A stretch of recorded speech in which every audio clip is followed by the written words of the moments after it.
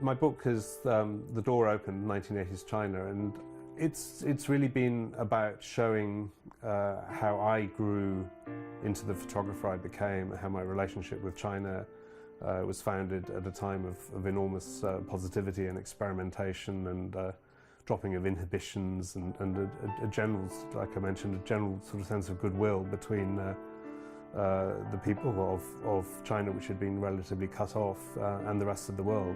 There was a general sense of being on the cusp of huge change, so I got really caught up in that, and it really changed my life as well. Nobody quite knew what the next thing to be available was, whether it was some consumer goods or some new freedom, or whether it was the arrival of the first private hairdresser, or some new food that nobody had eaten before that was imported. It was happening in all areas of life, and nobody knew what was going to happen next, but it was fun, and people were experimenting. It was culturally, there was a lot going on.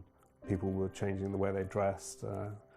They were getting out of the Mao suits and trying new clothes which hadn't previously been available. 1949 was quite evident, as the starting point of the People's Republic.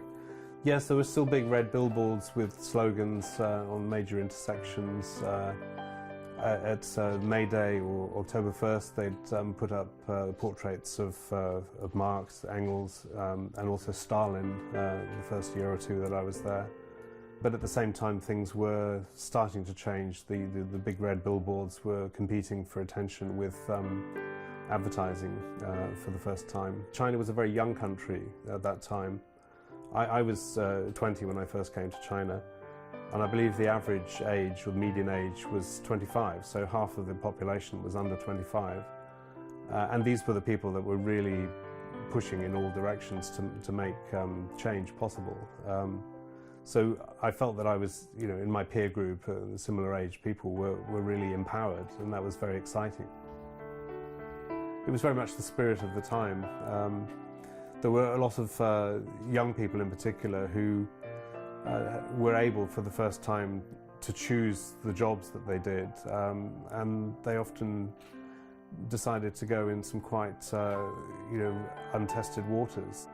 That was the beginning of a lot of cultural growth in modern China, which you can see the results of that everywhere now. I was really so overwhelmed by the positive experience that people were absolutely delighted to meet Muhammad Ali, and he was cheered and recognized, rather to my surprise, by, it seemed like, everybody. And I don't really understand how he was so familiar at a time when very few people had televisions, or even see many photos in the newspapers, but he was certainly well known. So everybody wanted to check out China. Younger people have no concept of how far things have moved on since the time their parents were young.